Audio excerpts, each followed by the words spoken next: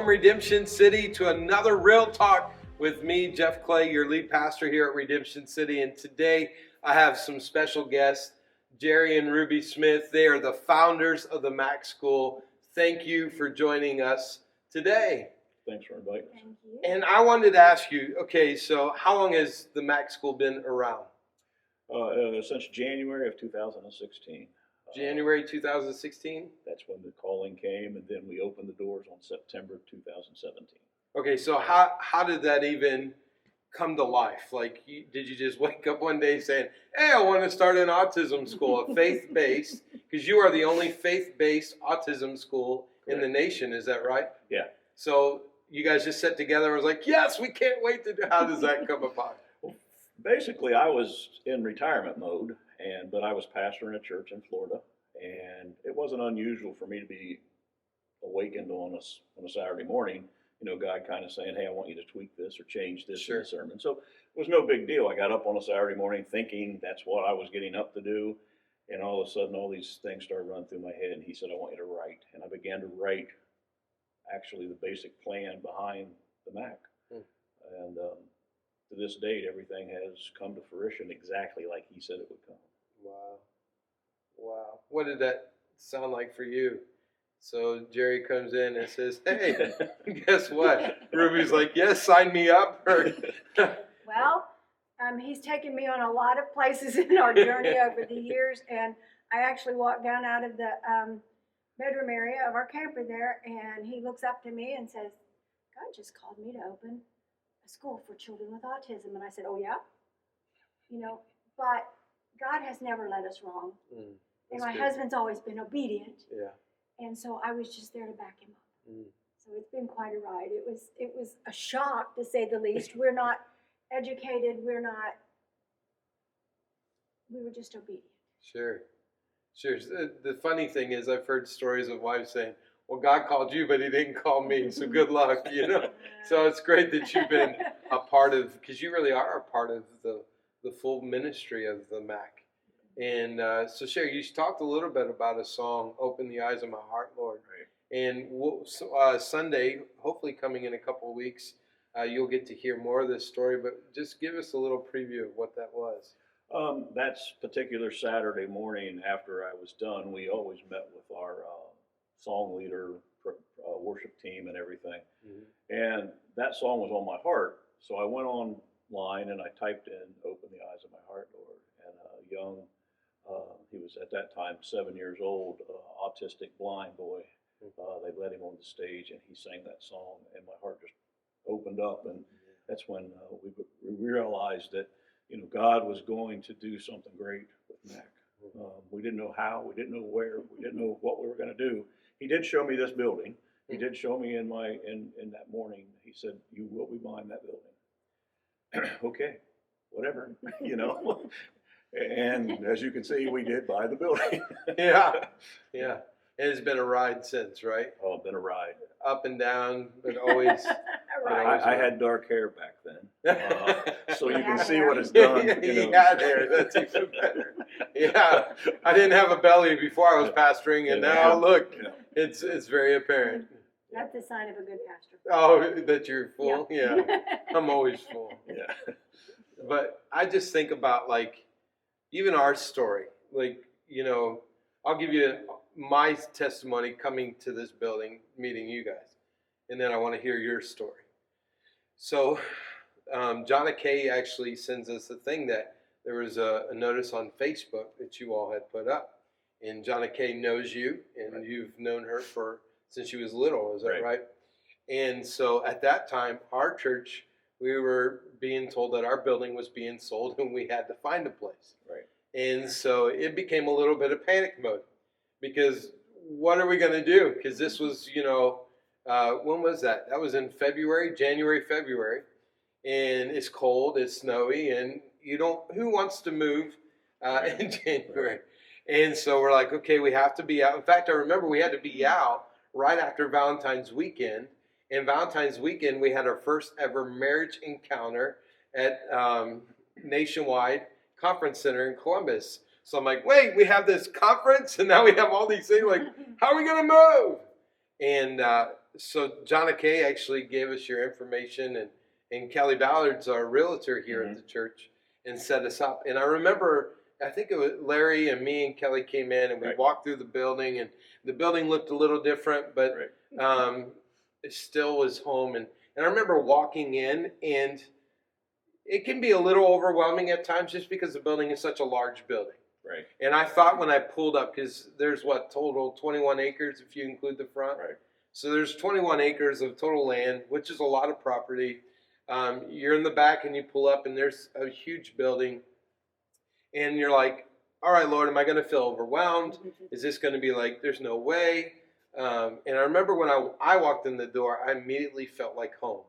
Like for me, it was like a yes immediately. I didn't even see the building. I haven't even really got to meet you yet. And I'm already telling Larry, like, buddy, this is it. This has got to be it. It can't be anything else. And he's like, well, we have to see the building first. No, it doesn't matter. Like, and then we got to walk around with you, hear your heart, see the building, and then we just kind of fell in love with the building. We fell in love with you all. And so for us, it was immediately yes. And it was a marriage for us. But what was going on in your life at that time? Well, we had actually 3 large churches look at this building to rent. They wanted to open a campus here in Lithopolis. And things just didn't seem to click. You know, I mean, as much as we wanted it to click, I mean, because, I mean, they were financially wealthy, you know. I mean, I'm thinking, this is it. This is our answer, you know. Mac in no way was financially able to handle this building all by itself, especially coming out of COVID. You know, I mean, things had just really changed for us. And I just, you know, I didn't know what to do. And then when it fell through with all 3 of them, that morning I just thought, I'm going to put it on Facebook and see what happens. You know, it was a God thing. I mean, God knew exactly when I needed to put it out there. He knew I needed to be maybe heard a little bit by these big guys that said, you know, no, it's not what we want. It's not what we need. And we wanted, like I shared with you, we wanted a church that we could partner with, that Mac could come along with and work beside of and do things together. And you know, it's not that they probably would have maybe, but they were so large that we were just this little small part of what they were doing. And so Mac was going through a pretty tough time. Well, Mac didn't know that. Ruby and Jerry knew that. And our daughter Angela, who takes care of the finances, I mean, she knew what was happening. And so, you know, when you guys came in, first of all, as the owner of a building, I'm skeptical, you know. Are they really going to do that this time? You know, this is number 4. Or is it really going to happen? You know, and so it was kind of different for me. You know, I was kind of backed off a little bit, but then I came home and talked to her about it, and I said, you know, something seems different with this.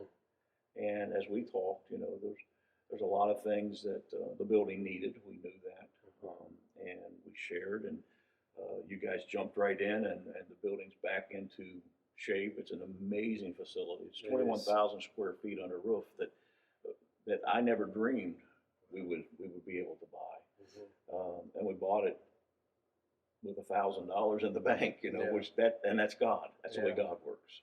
You know, and he's amazing to give us this facility and then be able to share it with you, and to see what God's doing here now. Yeah, it's been a great facility for us, but it's a place that we want to make home, and it has been home. In fact, when one day when you come visit us, you walk into the sanctuary door and we have this sticker right there that says "This is home," and that was something that we've heard from a lot of people that's even come back since we've opened, is that it feels like home here, and we're like, yes, we're finally getting that picture. But we wanted to be a part of a city also, and we knew Canal's a large city, and there's so many churches and so many things happening in Canal. Not that we're ignoring Canal, but we just knew. With Groveport, we knew there were some things that we were trying to do. And then Lithopolis, here's this little city in Lithopolis that we started to fall in love with. And that's what we're excited about too, that we get to be a part, literally be in the heartbeat of a community. And that's what we've always said, that if Redemption City was ever to close, we want to be such a heartbeat in the community, that the community would come knocking on our doors saying, no, you can't close. Right. And right now, the community is like, who's Redemption City? Right. But I know one day that will completely change. It will. And Mac and Redemption City will begin to do life together. And I think we'll see a great revival in this city. And the cities surrounding us. That's what I believe. Yeah. And that's because you were willing to take a chance on us and say yes. And I know it has to be difficult at times, especially coming in, who's at that time we were Crossroads. And everybody thought, are you Crossroads Cincinnati? Are you Crossroads this? Are you Crossroads? Right. And everybody was Crossroads at that time. And but when we came in, I just felt like there was this natural relationship that happened. What was it like for you? So, Ruby, you're there. You're there to protect, and your husband, you have his heart, and like when I think of my wife Raquel, like she will fight for me, and she wants to make sure that I'm protected above all, and so when people come in, she's the one that's like, now Jeff, now wait, like she's my fight, she is my protector, and I love her. So we come in, you meet us, and you've come to our church and been a part of us, and what's life been like that? Well, when we first met, I didn't pay too much attention to you. I was focused on Raquel that afternoon, and she and I stood and spoke, and my mother's heart was reaching out. I thought, these young kids, I was so excited about what was happening. Yeah. And at that point in time, we were going to a good church. They were supportive of us and helpful, but we wanted a real place to call home. Okay. We were just getting ready to leave here, if you remember. So when that all took place, we just kind of like handed it to you and said, okay, here it is. We're out of here. We're going to Florida for the winter for him to pastor the church and what all. And as soon as we came back, he said, sweetheart, what are we going to do about going to church? Because here we are parked in the backyard, basically. And he said, I think we need to go over and give him a try. And I was a little skeptical. I'm like, oh, okay, but I don't want anybody to know who we are. Let's just go and sit in the back. And of course, at that point, we were right in the middle of COVID, so we come in wearing a mask and this and that. But I, too, felt like it was home. That's good. And I always tease, I don't like the pastor to know this really, but one of the best preachers that I've ever heard in my life. And I've told you this before, I'm a music person. The music's good, but that's not what stole my heart. It was when we started hearing you preach and preach the word and preach it hard and knowing that what you were saying was coming straight from the Lord, we felt like it was home. And so that was good for us to have that spiritual home, but then too to have the partnership with Mac and see your heart, see the people that are so supportive of our children in the Mac school. Yeah. I think that's what Mac's all about. As far as where he's concerned, he's the boss, he's the finance, he does this, he does that, whatever. I told him, I said, I'll cook, I'll clean, I'll do whatever I can. But as far as other people, when they say, oh my gosh, I just don't know why you're doing what you're doing, or, is this something you've been striving for all your life? You said, is that something we looked? No, we didn't look for it. God laid it in our laps. Right. And my position has been all along is that I want, and especially for the young people, I want y'all old people to know this too, but especially for the youth, to know that when God calls you to do something, be obedient. Obedience has been a huge word in my Christian walk for a long time. And when you're obedient to God, He will bless you in ways you could not even ever imagine. The things that we have experienced with Mac, and someday when we all get together again, we can share with you, but there's been children that have given their hearts to the Lord. Amen. That, I'm not sure even their parents thought that was ever a possibility, but it was, and we've seen it change. And so, you know what, all these years, I've been right behind him, and I'm not going to change now. That's good. God's good, and we're so very thankful for the way that He's worked in and through us.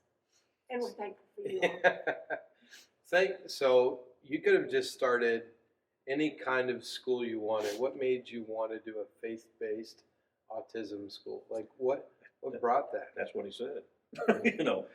We do have a grandson that is autistic. Okay. So we knew how autism affected a family.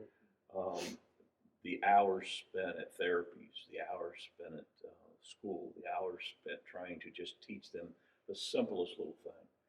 And we watched that, and we watched our son and daughter-in-law, and we really were amazed at how good they did it. And so I guess that's maybe why God called us, you know. Now, our grandson doesn't come to Mac.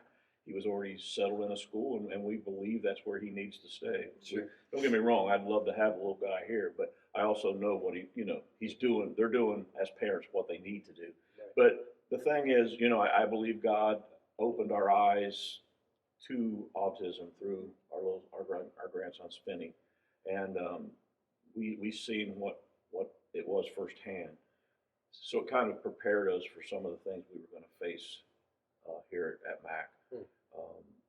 You know, the meltdowns, the situations with families. So when God opened the door, we were able to partner with a great therapy company.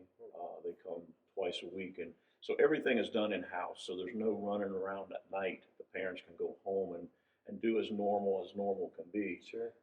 So that, I believe, you know, that was one of the things that when God said autism, he already knew that we knew a little bit about autism. We didn't have a clue what it was all about, but and I don't think really anybody does. But I was going to say, we still don't today. No, but I believe that's why Sure. he called us to do. I mean, and I've used this statement a million times, and you know, we like she said earlier, we're not educated. We're not. That's not the kind of education we had, was, you know, teaching or anything like that. But I think God knew just that I was dumb enough to follow him and step out. You know, I mean, to the point where when we bought this building, I didn't even know how much they were asking for the building until we were at closing. I mean, I didn't ask. I knew God had already said, this is it. It's your building. Don't worry about it. I got it. And, you know, 5 years now, we've owned it. So we've made the payment every month. I love. So, how does someone get involved in Mac? Like, if there's someone that will watch that says, "Hey, I have a son or daughter," how would they be able to get involved in Mac? Is there a cutoff? Is there a time where school begins? Or, I mean, is there? Mac is a year-round school. Okay. We go all 12 months. And all they have to do is go on our website, which is www.mac-ohio.org. We changed that, .org. And there's an application there to fill out, and then they send it in, and our director then takes them through the steps of getting the scholarship from the state of Ohio. And after that, then we just go. We go grades K through 12. Okay. And we actually have some kids that are not quite K yet, but we'll take them as young as 4, as long as they're getting close to being 5. Right. You know, 3.5. yeah. We got to kind of cut it off, because what happens is at a certain point it goes to preschool, Sure. and then we have to have a different license, Right. and we don't have the license for the preschool. Right. Very good. Is there anything happening in the next couple months at Mac that you would like to share about, or? Well, there's a lot of, Well, that's because you're on your end. The end where I'm dealing with the parents, there's a lot of exciting things going on. Sure. Some parents have gotten together. We have a PTO now, and these ladies are just over the top excited about volunteering and getting things going. And so they've got a Thanksgiving dinner getting ready to happen for the staff, and they've got some exciting things happening for the Christmas season. And they just got a calendar that's exciting, and the children are excited about That's it. They great. love extracurricular, whatever, Sure. you know. There's just a lot. It seems like every day there's something new going on, actually. Well, in the years past, I mean, before COVID, the firefighters came along beside us every year and made sure the kids had a whole bunch of presents. And the last couple of years, that kind of got put on hold because they weren't able to take in donations. But Sure. I don't know if I'm allowed to say what I'm getting ready to say, but she can edit it out. But now, you know, Redemption City has said they want to come along beside us and do something similar to what the firefighters did. And, you know, the kids, if you can see their faces, our son came the last year that we were able to do it, and he played Santa for them. And he was sitting there and he said, "Dad, looking into her eyes at just getting these little presents that just, to you and I, it's just something. It's just Sure. a toy, but to them it was something amazing. And you know, he said it's amazing to sit on this side of the fence and look into their eyes. You know, so we're hoping to be able to get back to those kind of things. Mac to be able to do. We had a Christmas program for a couple of years, and they sang songs and stuff, and the families came. And you know, we just hope that our dream is that with partnering with you guys, we'll be able to get a special needs classroom opened up on Sunday morning, so we can get these parents into church. And you know, like I've told, we tried to do something with Mac, and I told the volunteers that were taking care of the kids, unless they're bleeding or broke, don't bother us. You know, let the parents hear about Jesus for the hour and a half. Yeah. You know, so that's what my dream is. Yeah. You know, partner with you guys. Agreed. And if you're interested, if people are interested in doing what you talked about, we are excited about doing some stuff for the kids over at Mac, and we're working on a list and some other things. But you can reach out to us Sunday or these coming weeks. You'll be hearing about it here in the next couple of weeks about what it's going to look like, how is it going to look like. But it was so exciting to be able to call you on that Saturday. Hey, what do you think about this? You know, and that just kind of gives you an idea of our heart and what we're trying and wanting to do as well. So if you want to be a part of that, reach out to me, reach out to us, let us know. But we're just excited, and we're so excited to have you around and see you guys around, and you'll hear more vision stuff that's coming. We could talk about that maybe on a Sunday. And Jerry's going to speak here in a couple of weeks on a Sunday about Mac and what that looks like. And so be here on that Sunday and before you guys take off. But we just want to let you know we love you. We're so glad you're a part of our life and of our church. And thank you for letting us be a part of this crazy, fun, exciting, but life-changing. It really is life-changing. It is. And it's been incredible to be able to share Jesus with a child that. You know, I had a parent one time that their daughter gave their life to Jesus. She was our first one that we got to lead to the Lord down here. And he came to me and he said, I didn't see much difference in her. And I said, well, he didn't take the autism away. Right. He only came into her heart. That's right. And then yesterday that same child came to me with a whole list of questions about, you know, what's it look like when I go to heaven? What's going to happen? You know, to me, that's my reward. Yeah. You know, you couldn't give me a paycheck big enough to handle what God's doing and seeing the eyes of these children and, you know, watching them, the change, you know, that comes over their hearts and watching them pray. We watched one little boy that he's been the thorn in our side for years down there. I mean, he melted down every day. He asked Jesus into his heart back in June, I believe it was, May or June. And Ruby and I got to go in the classroom the other day, and they do prayer and praise in the mornings, and Jordan was the one writing prayer and praise, and then he's the one that prayed. He prayed for us. You know, you can't buy that. No, there's nothing you can do to buy that. So. That's so good. It was exciting. Well, we want to thank you too, Pastor, for being our pastor, such a caring and compassionate pastor, caring about the people, caring about us, caring about Mac, and our family's needs personally. You have been amazing, and I would just say to anybody out there, if you don't have a church, if you don't have a pastor, give this guy a try, because he's got a big heart. You can pay me later. Big heart and big belly. I expect you to feed me as well. No, it's been a great time. So thank you for being with us this week. We'll see him soon. Check us out. But love you all. Appreciate you. Redemption City. We'll see you Sunday morning, 10:30 a.m. You better be here.